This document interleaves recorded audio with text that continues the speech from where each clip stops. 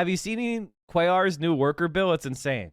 The text of Rep. Cuellar's bill, the Workplace Flexibility and Choice Act, is available. It would carve out workers out of minimum wage and OT protections. Not just app-deployed workers, any workers who employer decided that they would set schedules using algorithms and incentive instead of providing secure hours, but no longer have to provide a wage floor or overtime.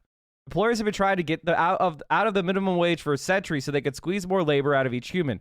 For workers without bargaining power, non-union workers, workers of color, low-wage workers, the bill would make earning a living nearly impossible. As Uber, DoorDash, and Instacart have already done to their workforce, it would empower employers to force workers to work long and hard to eke out a living. The everyday gamble, insecurity, and stress of gig work would extend beyond those sectors. And all in the false sense of flexibility. We know Uber driving is not flexible like they pretend it is. There's nothing flexible about making so little that you have to eat, sleep, and work in your car to provide for your family. The bill is unconscionable, is an outrage. It would increase economic inequality, especially racialized inequality. We must rise up against this tech capital-driven dystopia. Workers should have secure living wages and real-time flexibility. Let's legislate for that. Well, guess what, motherfucker? Guess what, motherfucker? Nancy Pelosi wanted him in, so he's in. Wait, what happens? This fast food restaurant's founder bought a lottery ticket for the 810 million Mega Millions jackpot for all of his 50,000 of his employees.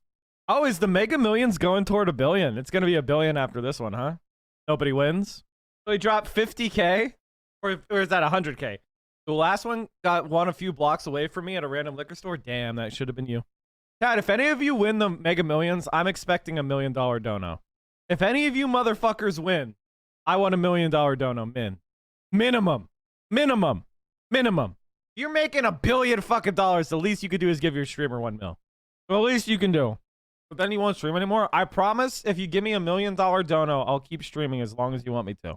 Like, as a career. I mean, I may ban you. It's not a protection from getting banned. I'd give it to the mods. Hell fucking no. Hell fucking no. If you gave money to the mods and not me, you're banned. If I won the lottery, I would set up a compound a la McAfee style and ride out with my private militia. Nice idea. Give it to the mods, not. I just gave my mods a whole bunch of shit. These ungrateful mods, they pretend like they're oppressed. I take them to fucking luxurious restaurants, pay for everything. I buy them gifts. These fucking mods, man. These fucking mods, man. Your mods mute me in Discord and don't allow my horny posting. They don't deserve anything. True. Good point. For the student debt moratorium set to end next month, the federal government is telling student loan services not to contact borrowers about payments. According to the executive... If we could always go on strike. The ingratitude, chat. The ingratitude. Director of the Student Loan Servicing Alliance, the order came straight from the Education Department. In April, President Biden extended the pause on student loan payments until August 31st. A White House official says no decision has been made about whether to extend it again, while some progressives have urged the president to eliminate the loans entirely. For the student debt moratorium set... Oh my God, I want to show you this. Have student debt? Here's some expert tips on how to manage it. Say this. Are you ready, chat? Here's some expert tips on how to manage your student loan debt. Here you go, chat. Are you ready? And I don't know why, which is why I talk about it, but I truly believe that people cannot afford to not invest and just solely focus on paying off student loans, mostly because it's going to take many, many years. The average time it takes someone to pay off student loans is around 20 years. So imagine telling somebody, don't invest for those 20 years until you are debt free. That is absolutely ludicrous. That is not ludicrous. If you are paying 7-8% interest on your student loans, unless you can guarantee a return of greater than 8%, and I can tell you this right now, you fucking can't, then you should be paying your student loans first. Yeah, it's bullshit that you should be spending 20 years paying down debt to get an education. It almost sounds like it's not fucking just. And it's a bad society. Wow, you figured it out. So the financial advisor's advice is, I don't like something and therefore I'm going to tell you to get bad advice? Incredible! It's like you're never going to get that time back. So what I tell people is it's important to pay yourself. Yes, pay your bills, but you are your top priority. By the way, student loans, I personally don't think that, I'll be honest with you, chat. I think that if you profit from student loan debt, and this is anyone in my audience, you are scum. No ifs, ands, or buts. I think you're the lowest of the low. You are worse than a loan sharker. You're worse than a gambling fucking debt muscle man for the mafia. You are the scum of the fucking earth. Lower than a landlord. I think a student debt, if you profit from student debt, you are the lowest of the low. And if you don't prioritize yourself over those bills, no one else will, right? You were able to borrow. This is on CNN. This is a math problem, chat. If your debt has a higher interest rate than the expected yield of your investment, the mathematically correct thing to do is pay off the debt. It's that simple. It's that simple. For your education, but there is no loan for retirement. And so I tell people, try to balance it if you can. Obviously, investing. There's no loan for retirement. You know what happens if you don't pay your student loans by the time you hit 65? They garnish your Social Security, which is the majority of people's income. The majority of people's majority of income comes from Social Security. So if you have student loan debt that garnish your majority of your income, are you fucking stupid? America sucks. Is a privilege and not everybody can afford it. But if you're in a position where you can go above the minimum payment on your student loan, think about splitting that payment between the loan and investing in your future. What are the biggest mistakes that you find? So in the last couple of years, at the end of the bull market run, the stock market had a blow off top where it bubbled like crazy. And so if you pick like the stock market like now, or when it was at the very height of the bubble, it's like the American stock market has averaged a 10% per year return. So a lot of these disgusting scam financial advisor morons have been like, hey, you should just be invested in the stock market. Don't pay down your debts. Invest in the stock market. And it is completely unmoored from any financials, right? Or any fundamentals.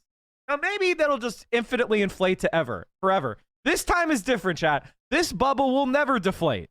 But I can tell you, financially, unless you're getting like subsidies, like for example, buying a home. If you can buy a home while you have student loan debt, you should buy a home. Because why? The interest rates on mortgages are way less than almost any other debt, right? And then you get a mortgage interest tax deduction. So you get tax advantages, you need a place to live, and you have an asset that could appreciate at a rate faster than your interest rate. So if your home price is increasing in value faster than your mortgage rate, then you're doing arbitrage, and you're actually being a capitalist, and you're making money from holding your asset. That's good for you financially. And remember that mortgage interest rate is tax deductible. So, you know, the actual rate of return on your house has to be actually even lower. That's the one exception. If you can borrow money at a rate less than your student loan debt, you should borrow money and then pay off. This is called, I think there's a thing called like, it's basically refinancing, right? If you can refinance a debt to a lower rate, you should do that. Do what I did. Just have a distant family member die and leave you enough money to pay off your student loans. Hey, you know who. Thanks for the prime, man. You think that they're asking people to invest before paying off loans because banks and other institutions need exit liquidity pending a financial crash? I don't know, but it's fucking brain dead. She's just saying, well, you need to save for retirement. And it's crazy not to save for retirement for 20 years. Instead of saying, wow, student loans make it so people can't save for retirement. We need to do something about student loans. She tells you to be fiscally irresponsible because it just feels wrong. Great advisor. Great advisor. That people make with student loan debt when it comes to managing it and trying to obviously pay it down? I think the biggest one, and I understand why people do this, is avoiding it completely, because the anxiety that comes with looking at such a massive debt is overwhelming, right? And mental health is very linked with how people are dealing with student loans right now, and it's affecting people. Peak lib obsession with the aesthetic of saving for retirement. Your mental health is looking at your student loan debt hurts your mental health. You should take this prescription drug to help with your depression. I believe we're in the worst of all possible worlds, chat. What do you guys? I think we actually are. I think you and I were all in hell. I think that they're like, this is the simulation. This is the bad place. We were all bad in whatever other alien life that we lived. We committed some sins when we were alive in some other dimension. This is the bad place. It has to be. It's just that stupid. Hasan was right when he said that capitalists have completely co-opted the language of justice to sell their endless Ponzi schemes. Yeah. How much does it cost to go to an average college? If you're talking about like a public university, I would say it's like 20. I think the out-of-pocket like 20 grand. Hold on. Average cost of college, including room and board. All right. Here we go. What state do you want? What state do you want? The average cost of college in the United States is $35,331 per student per year, including books, supplies, and daily living expenses. So 4 years at $35,331. The average cost of in-state tuition is $9,349 per year. The average in-state student attending a public four-year institution spends $25,487 for one academic year. The average cost of college has more than doubled in the 21st century with an annual growth rate of 6.8%. See, 6.8% annual inflation on cost of college. That's fucking fine. Considering student loan interest and loss of income, the ultimate cost of a bachelor's degree can exceed $400,000. I don't actually think going to college makes financial sense anymore, to be honest. People in an extremely negative way. The other issue, and I also made this mistake, that borrowers make is leaning into deferral and forbearance without really understanding what those are. So I immediately, as soon as I graduated law school, I couldn't call Navient and Sallie Mae fast enough to ask for a deferment and a forbearance. I immediately signed everything that they would send me saying, yes, yes, yes, I need a deferment, I need a forbearance, without really understanding the effect that that was going to have on my interest rates and how that was going to balloon my balance. People, need to be more educated about what those options are before they jump on it. And this is obviously the $1 million question, but what is your number one piece of advice for people who are looking to get rid of their student debt, do what you did?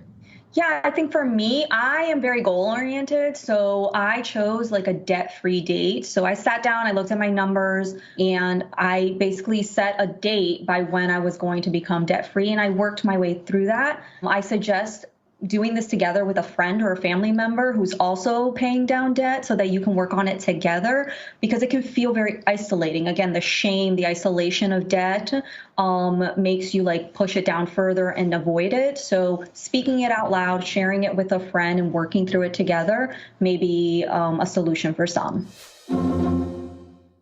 Absolutely fucking insane. Poisonous, toxic country, chat. This country sucks. It was just over 5 weeks to go before federal student loan payments are set to restart after a years-long pandemic pause. The Biden administration has yet to decide whether to push back the expiration date again. Another delay would be the 7th time the date has been rescheduled since the pause of payments and freeze on interest was put into place March 2020. Thank God that happened. Thank God that happened. The first thing I would like, how come there's no discussion of just canceling the interest on student loans? Like, if you think people should at least pay back what they borrowed, fine. But why do you need people to be paying on ridiculous interest? It's insane. Part of education will continue to assess the impacts of the COVID-19 pandemic and the economy on student loan borrowers. Currently, payments are set to resume after August 31st. If they ever restart these payments, I'm never voting for the party again who restarts it. Unless they cancel debt. Just not. 95% of the debt is owned by the government. Why do they charge interest? Because it's a tax on you for going to school. I pay more interest on my student loan than I do on my mortgage. Well, then you know what you should do? If you have equity in your home, this is not advice. Okay, this is not advice for you. But if it were me, if I owned a home and that home had doubled in price during this ridiculous balloon, I would have gotten a second mortgage to pay off my fucking student loan debts. Peak American individualism. She basically suggests that simply sitting down and budgeting is what's keeping people from paying off their loans. Anyone who goes out to publicly speak on student loans and doesn't advocate for loan forgiveness is a piece of shit. Yeah, it's total garbage. It's total garbage. I mean, the only reason, oh, by the way, I wouldn't do that yet. Basically, if they're going to let you defer these loans, that means that zero interest is accruing and you have to make 0 payments, I wouldn't pay that type of debt off. If you have a situation where you have a debt you don't have to service it and you don't have to pay interest on the delay, then you should never pay that debt off. You should be investing money that you would have been taking to pay in that loan. You should be investing that money. And then if payments ever resume, you could take whatever money you have that you've invested, then you could just plug that all into the debt. So hopefully you end up having to pay less than you otherwise would have. That's the actual optimal thing to do. But you shouldn't be paying now because you don't have to. Hypothetically, this is not financial advice. I used to work for veteran student loans. I had a woman who was dying of cancer paying off her student loans with a home equity loan. It would have been forgiven when she died, but her family was stuck with the debt. Yeah, don't do that. If you're going to die, don't get a home equity loan. By the way, if you die with your student loans, tell the government to go fuck themselves. You don't have to pay that shit. That's actually a good reason not to do a Jenna story. And by the way, I understand why you hate that job. You had that job, but it was still scum of the earth shit. Spite House Games, thanks for the Prime, buddy. Can't be pro-insurrection and pro-cop. You can't be pro-insurrection and pro-democracy. You can't be pro-insurrection and pro-American. Donald Trump lacked the courage to act. The brave women and men in blue all across this nation should never forget that. Bro, they were in the riot. There were dozens of cops in the January 6th riot. He has COVID, chat. Oh, by the way, this is like a small story, but this is a sign of, let me just say this. Bad future. Russia will opt out of the International Space Station after 2024 to build its own outpost. Targeting the US dollar's hegemony, Russia, China, and BRICS nations plan to craft a new international reserve currency. Okay, this is funny because the BRICS are Brazil, Russia, India, China, and the S, which is others. But it's like Russia, China, Russia, China. South Africa is one of them. I think there was another country that wanted to join. It was like Argentina wanted to, I think Turkey wanted to. And so like the US dollar, see, this is something that I should probably talk about more, but basically right now the United States of America is able to have debts that other countries couldn't have because of there's a large international demand for US dollars. Even between countries that are not involving the United States, they will buy and sell commodities in dollars, so they need to get dollars. So in order to get dollars, the United States could issue dollars for free, but foreigners need our dollars, so they have to exchange for $100 worth of goods and services, and then they go and do a transaction of dollars. There's a huge demand for dollars that has nothing to do with the U.S. economy and our balance of payments. So if that ever ends, if that demand decreases, America's ability to support this massive, sprawling military empire is not going to work. And the United States' aggression towards, and this is the last thing I wanted to show you, but this is ridiculous. No more feebleness. Pelosi in showdown with Beijing over potential Taiwan visit. Now, who is the fucking leader of the Democratic Party? Is it Joe Biden or is it Nancy Pelosi? Because as far as last I checked, the president of the United States is supposed to run our foreign fucking policy, not some crone from San Francisco. And joining us now is former defense secretary under President Trump, Mark Esper, who is pretty fresh off of a trip to Taiwan as well. But I want to ask you, sir, about this exclusive reporting that we've seen there. Has China effectively built a network of Trojan horses using telecom in the U.S. as you see it? Well, good morning. It's fair to say that China's espionage in the United States is rampant. It's in infrastructure around the country, and as FBI Director Chris Wray has said, he's opening up a counter-espionage investigation nearly every 12 hours. We've known about this for years. It's a threat to our country. It's a threat to our position in the world, and that's why we've gone aggressively against China across the board. Look, they have a strategic plan to displace the United States as the leading country in the world by the year 2049, and they plan on doing that in the military, economic, diplomatic, information, and technological spheres, and we need to be very cognizant of that. How quickly does this need to be dealt with, considering, and look, as you meant, the timeline there lines up, certainly, you were aware of this when you were defense secretary. It's not undone. It's still sitting there, all of this technology. How quickly does this need to be dealt with? Look, it should be out immediately. That said, I have complete confidence in the Defense Department's command, control, and communication systems. But this is a problem not just for the United States, but for our partners around the world as well. You know, I used to travel to Brussels for my NATO meetings, and I would talk to our NATO allies about getting rid of Huawei technology and other Chinese technologies from their systems. We said that if they didn't, it could impair our ability to share sensitive information with them. This is all part and parcel of a grand plan by the Chinese Communist Party to spy on the West and to achieve dominance over us. Speaker Pelosi is planning To achieve dominance over us, as opposed to, I mean, it's so incredible. The lack of historicity in anything these people say is fucking insane.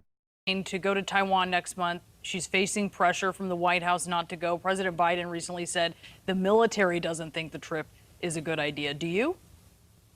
I think China should not have any say over where American officials travel. I think if the speaker wants to go, she should go. As you noted up front, I just came back from Taipei. I met with all of their leadership to include the president. They are very focused on China and want to make sure that the United States supports them. And as I said on the road, I believe that our one China policy has outlived its usefulness. I wrote about this in my memoir as well. I think it's important that we have a national Insane warmonger, dude. dialogue about U.S. policy toward China and Taiwan and make sure that it is credible and durable Put me firmly in the camp of one China. and principled enough to stand up to some tough decisions we may have to take in the years ahead. What is the benefit of her visit, and does that outweigh China's promised reaction? Well, China always promises to react to these things, right? And she would not be the first speaker of the House to visit. Newt Gingrich went there in the mid to late 90s, and congressional delegations travel there all the time. I mean, one of my first trips to Taipei was as congressional staffer. So, look, I think it's important that American officials get out to Taiwan, get out to the region, and visit and see what things look like on the ground and talk to our leaders and the leaders of our friends in the region and understand what they face. It helps them shape better policy back here at home. Rather warmonger than do shit for the American people. That's exactly right. House Speaker Nancy Pelosi is not easily intimidated. Is this a joke? Is this a fucking joke? Is this a news article? What is this? And she has a long record of taking on China. What are you talking about? She was one of the key neoliberals pushing for China's addition to the World Trade Organization, for most favored nation trading status, for the outsourcing of millions of American manufacturing jobs. What are you talking about?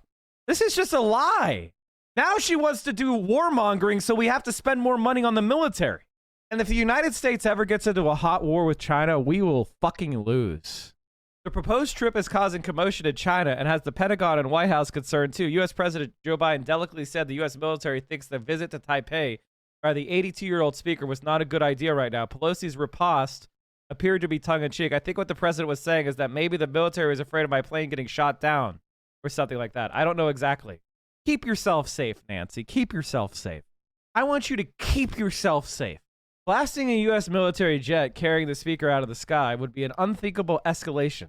But there are real-world responses China could consider after vowing resolute and forceful measures, including imposing a no-fly zone around the self-governing island. Oh, it's self-governing now. I mean, it was a military, it was under martial law for 40 years, chat. Do you know that? How many of you know that they did pogroms and killed of leftists who they tortured and killed, and it was under military martial law for 40 years? How many of you know that? How many of you know that before the Korean War, the same was true in South Korea?